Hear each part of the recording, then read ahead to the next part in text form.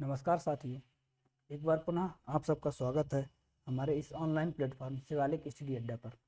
जैसा कि आप लोगों को पता है कि पीजीटी के सिलेबस के अकॉर्डिंग क्लासेस चल रही हैं, तो जो लोग टीजीटी, पीजीटी, एलटीजीआईसी या assistant professor net GRF exam की तैयारी करते हैं, तो उनके लिए भी ये टॉपिक इम्पॉर्टेंट है, क्योंकि टीजीटी पीजीटी में थोड़ा कम सिलेबस है, लेकिन जो बड़े एग्ज़ाम हैं उन सब में भी ये चीज़ें काम आएंगी। और वैसे ही सिलेबस जो है पीजीटी के सिलेबस को ध्यान में रख के चल रहा है, तो बाकी लोग भी इसको देख सकते हैं, इम्पॉर्टेंट होगी। लेकिन अन्य सिलेबस के आधार पर, अन्य एग्जाम्स के सिलेबस के आधार पर भी क्लासेस चलेंगी।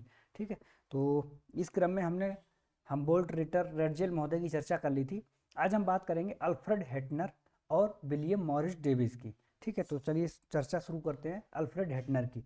अल्फ्रेड हेटनर, जैसा कि आप लोग देख रहे हैं, स्क्रीन पे दिख रहा होगा आपको कि 1859-1941 इनका जो जन्म हुआ था 1859 में हुआ था, और उनकी मृत्यु जो हुई थी 1941 में हुई थी। ठीक है, आगे हम लोग देखते हैं कि 20वीं शताब्दी के श्रेष्ठ भूगोलवेत्ताओं में शामिल थे कौन? अल्फ्रेड हेटनर महोदय 20वीं शताब्दी के श्रेष्ठ भूगोलवेत्ताओं में शामिल थे, जर्मनी के अल्फ्रेड। अब यहाँ पे दो तीन बातें इंपॉर्टेंट यही हैं कि जब कभी विद्वान का नाम दे देता है, उनके देश के साथ मिलान करने को, कौन से किस देश के विद्वान है। पीजीटी का तो फेवरेट क्वेश्चन है। ठीक है, तो आपको यहाँ से ध्यान रखना पड़ेगा, जो अभी मैंने भूगोलवेत्ता पढ़ा है वो सब जर्मनी के थे। ठीक है, भूगोलवेत्ता जर्मन के विद्वान थे अल्फ्रेड हेटनर। इनका जन्म 1859 ईस्वी में हुआ था। अपने समय के अन्य भूगोलवेत्ताओं की तुलना में हेटनर महोदय ने भूगोल को अधिक दार्शनिक और वैज्ञानिक आधार प्रदान किया। ठीक है, तो जर्मनी के भूगोलवेत्ता थे। अल्फ्रेड हेटनर रिchthofen और रेडजेल महोदय के शिष्य थे। रिchthofen कोरोलॉजिकल साइंस, जिन्होंने विचारधारा को भूगोल में आगे बढ़ाया। रेडजेल महोदय हम पढ़ ही चुके हैं के शिष्य थे। अपने लंबे शैक्षणिक जीवन में हेटनर ने विस्तृत यात्राएं की तथा अनेक शोध प्रबंध लिखे। 1907 ईस्वी में इनकी प्रसिद्ध पुस्तक यूरोप प्रकाशित हुई। बहुत ही इंपॉर्टेंट पुस्तक है और कई एग्जाम में पूछी जा चुकी है। यूरोप किसकी है? तो अल्फ्रेड हेटनर महोदय की है। इसके अलावा इनकी एक पुस्तक अन्य थी, मानव भूगोल। ठीक, मानव भूगोल इनकी मृत्यु के पश्चात जो है प्रकाशित हुई थी 3 खंडों में। इसके अलावा इनकी एक और पुस्तक है रूस का भूगोल, 1905 ईस्वी में प्रकाशित हुई थी।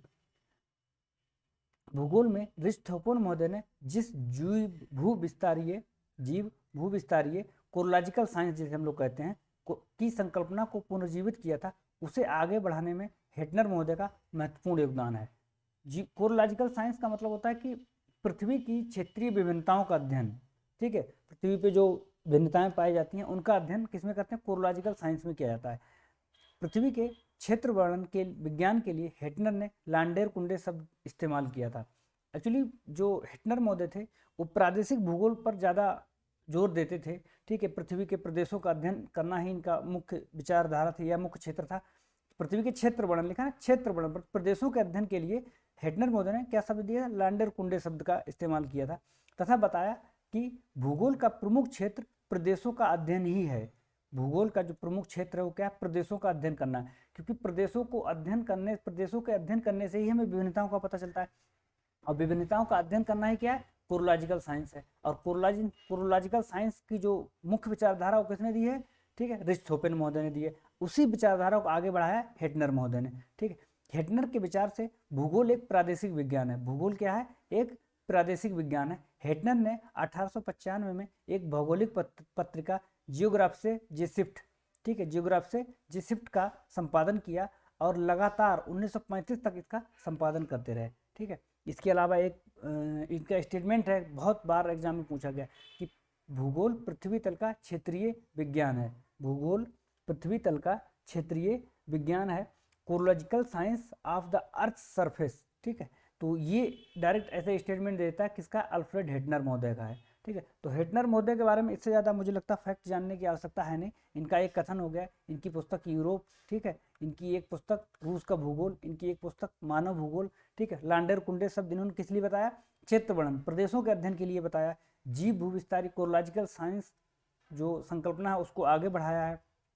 ठीक है, जर्मनी के विद्वान थे, रेडजेल महोदय और रिchthofen महोदय के शिष्य थे। ठीक है, तो ये इतनी ज़्यादा बातें जो है हेटनर महोदय के बारे में जानना जरूरी है पीजीटी के एग्जाम के दृष्टि से। ठीक है, आगे हम देखते हैं विलियम मॉरिस डेविस के बारे में। इनके बारे में तो सभी लोग जानते हैं, बहुत जो है अमेरिकन भूगोलवेत्ता ठीक है। इनका जन्म जो है 1850 ईस्वी में हुआ था और मृत्यु इनकी 1934 ईस्वी में हुई थी, ठीक है। 1850 ईस्वी में संयुक्त राज्य अमेरिका के फिलाडेल्फिया में जन्मे विलियम मॉरिस डेविस अमेरिकी स्थलाकृति विज्ञान के पिता कहे जाते हैं। 1904 ईस्वी में स्थापित एसोसिएशन ऑफ अमेरिकन जोग्राफर्स के संस्थापक रहे तथा 1904 से 1905 तक ये इसके अध्यक्ष भी रहे। 1904 में अमेरिका में एक एसोसिएशन ऑफ अमेरिकन जोग्राफर्स की स्थापना की गई थी, उसके सदस्य रहे, संस्थापक सदस्यों में रहे और उसके 1 साल तक अध्यक्ष भी रहे। 1877 ईस्वी में मोंटाना परीक्षण के दौरान इन्होंने अपना जो इनका सिद्धांत है जिसके लिए जाने जाते हैं theory of cycle of erosion, जो मोंटाना परीक्षणों के दौरान विकास किया, जिसे ज्योग्राफिकल साइकिल के रूप में परिभाषित किया गया। अपने सिद्धांत को 1899 ईस्वी में अंतर्राष्ट्रीय भौगोलिक कांग्रेस में प्रस्तुत किया और बताया कि जब धरातल का उत्थान हुआ तो नदियों ने अपरदन करना प्रारंभ कर दिया तथा वी आकार की सक्रिय घाटियों में कट गया जो अपने शीर्ष की ओर बढ़ने लगी, परंतु घाटियों में एक कटाव और आवरण क्षय की प्रक्रिया अनिश्चित नहीं है। जैसे ही नदियां आधार तल में पहुंच जाती हैं, काटना संभव नहीं हो पाता। एक्चुअली जो डेविस का सिद्धांत है, ज्योग्राफिक साइकिल जिसे कहते हैं, ये एक सिद्धांत नहीं है, ये 3 सिद्धांत इसमें सम्मिलित किए गए हैं, ठीक है। एक तो जो सरिता अपर्दन चक्र जिसे हम लोग कहते हैं, सरिता का जीवन चक्र, ठीक है। फिर एक भौगोलिक चक्र जिनका अपर्दन चक्र है और एक ढाल विकास से संबंधित सिद्धांत है, ठीक है। तो इनके सिद्धांत में 3 सिद्धांत शामिल हैं। एक है सरिता का पूर्ण जीवन चक्र, दूसरा है इनका भौगोलिक चक्र, ठीक है, तीसरा है इनका ढाल विकास से सिद्धांत संबंधित, ठीक है। तो इनका जो सिद्धांत तो 3 भागों में विभाजित है।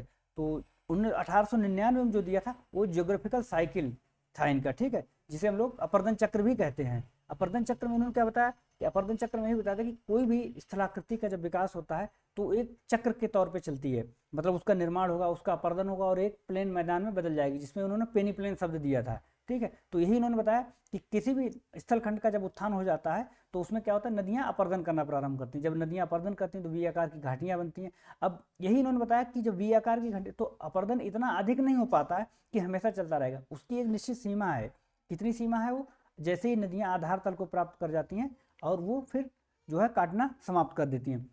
डेविस ने अपने सिद्धांत के दौरान बताया कि कोई भी स्थल रूप संरचना, प्रक्रम और अवस्था का परिणाम होता है। बहुत ही मोस्ट इम्पॉर्टेंट जो है इनका ये जो स्टेटमेंट है, बहुत सारे एग्जाम में पूछा गया है, सभी लोगों को याद भी है, हालांकि जो लोग नए तैयारी कर रहे हैं उनके लिए बहुत ही जरूरी है कि इसको याद करना। स्थल रूप संरचना, प्रक्रम और अवस्था का परिणाम है। इसमें 3 शब्द इस्तेमाल नहीं, संरचना, प्रक्रम और अवस्था, ठीक है। संरचना, प्रक्रम, अवस्था। यह समय डेविस को त्रिकूट या त्रिकट के नाम से जाना जाता है। एग्जाम में डायरेक्ट क्वेश्चन पूछ दिया जाता है कि निम्न में से कौन सा डेविस के त्रिकट में शामिल नहीं है, तो 3 विकल्प तो ये रहेंगे ही, चौथा कोई अलग दे देगा। तो डायरेक्ट भी पूछ सकता है कि कौन सा शामिल नहीं है या डेविस के त्रिकट किसे जाना जाता है, तो ये स्टेटमेंट और ये इनके त्रिकट के नाम है। डेविस की निम्नलिखित पुस्तकें हैं, एक है भौतिक भूगोल, दूसरा है भौगोलिक लेख, ज्योग्राफिकल एसे, ठीक है। तीसरी इनकी पुस्तक है प्रवाल रचना तथा समस्याएं, द कोरल रीफ प्रॉब्लम्स, प्रवाल रचना तथा समस्याएं। डेविस महोदय मानव भूगोलवेत्ताओं की आलोचना करते हुए कहते हैं कि वह संपूर्ण भूगोलवेत्ता बनने में असफल रहे। डेविस महोदय का जो पूरा रुझान था वो भौतिक भूगोल में ही था, और भौतिक भूगोल में भी कहाँ, जियोमॉर्फोलॉजी, भूआकृति विज्ञान में था, ठीक है। भूआकृति विज्ञान या भूविज्ञान जिसे हम लोग कहते हैं, जियोलॉजी कहते हैं, वहाँ पे इनका पूरा था। तो ये जो मानव भूगोलवेत्ता थे उनकी बहुत आलोचना करते थे और कहते थे कि वो पूर्ण भूगोलवेत्ता बन ही नहीं सकते, क्योंकि अगर शुरुआत में देखा जाए तो पृथ्वी का अध्ययन ही भूगोल कहा जाता है, और पृथ्वी मतलब पृथ्वी की संरचना, पृथ्वी की स्थलाकृतियां, यही अध्ययन जो है भूगोल कहलाता है। मानव भूगोल तो बाद में ऐड हुआ उसमें। तो आलोचना करते थे डेविस महोदय कि जो संपूर्ण भूगोलवेत्ता वो बन ही नहीं सकते जो मानव का अध्ययन करते हैं। विलियम मॉरिस डेविस ने भूगर्भ विज्ञान, जियोलॉजी और भूगोल के बीच खाई को पाटने का प्रयास किया, ठीक है, क्योंकि वो जियोलॉजी और जियोमॉर्फोलॉजी दोनों को एक ही समझते थे। अमेरिकी भूगोलवेत्ता जर्मन की जो विचारधारा नियतवाद के प्रबल समर्थक थे। मतलब अगर विकल्प में आ जाए, कभी ऐसा कठिन क्वेश्चन पूछ देता है कि निम्न में से कौन सा नियतवादी है या नहीं है, और उसमें डेविस महोदय का नाम रहता है, तो आपको टिक करना पड़ेगा कि अमेरिका के जो भूगोलवेत्ता कौन, विलियम मॉरिस डेविस, वो नियतवादी थे, ठीक है। और अपने अंतिम समय में वो पारिस्थितिकी विज्ञानी हो गए थे, पारिस्थितिकी इकोलॉजिकल साइंटिस्ट हो गए थे, ठीक है, इकोलॉजिस्ट हो गए थे, लेकिन अपने अंतिम समय में वह पारिस्थितिकी हो गए थे। डेविस तथा उनकी विचारधाराओं का प्रबल आलोचक जर्मन विद्वान पिंक हैं। पेंक ने डेविस महोदय का जो विचारधारा है या जो उनकी संकल्पना है या जो उनका सिद्धांत है, इसके विरोध स्वरूप में ही अपना पेंक का जो है नॉर्मल जो उनका अपर्दन चक्र का सिद्धांत है वो दिया था, ठीक है, और उनकी पुरजोर आलोचना की। तो डेविस के महत्वपूर्ण या सबसे महत्वपूर्ण कह लें प्रमुख आलोचक कौन है? पेंक महोदय हैं। पेंक महोदय कहाँ के थे? जर्मनी के थे, ठीक है।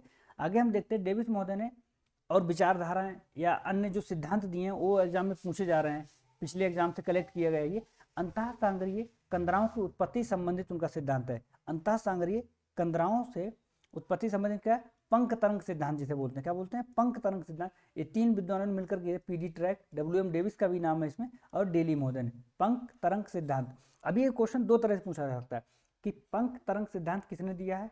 डेविस ने दिया है। अगला क्वेश्चन पूछा जा सकता है कि अंतः सांगरीय कंदराओं की उत्पत्ति से संबंधित डेविस का सिद्धांत कौन सा है? ठीक है, तो पंख तरंग सिद्धांत। अगला, चूना पत्थर क्षेत्रों में जब कंदराओं का निर्माण हो जाता है, चूना पत्थर क्षेत्रों में कंदराओं के निर्माण से संबंधित भी डेविस ने एक सिद्धांत का प्रतिपादन किया था। क्या कहा? डेविस का द्विचक्र सिद्धांत, ठीक है। अगला, प्रवाल संबंधित इनका एक सिद्धांत भी है जिसे संशोधित अवतलन सिद्धांत कहा जाता है। जो अवतलन सिद्धांत है उसमें इन्होंने संशोधन किया था, इसलिए इसको क्या कहते हैं? संशोधित अवतलन सिद्धांत, डेविस महोदय, ठीक है। तो ये डेविस महोदय के बारे में कुछ महत्वपूर्ण फैक्ट थे जो सभी एग्जाम की दृष्टि, जो भी ऑब्जेक्टिव एग्जाम है उनकी दृष्टि से बहुत ही इंपॉर्टेंट है, ठीक है। आप लोग उसको देखिएगा। अगर आपको वीडियो पसंद आती है तो इसको लाइक करिए, शेयर करिए, सब्सक्राइब करिए चैनल को हमारे, और वीडियो को अंतिम समय देखने के लिए बहुत बहुत धन्यवाद।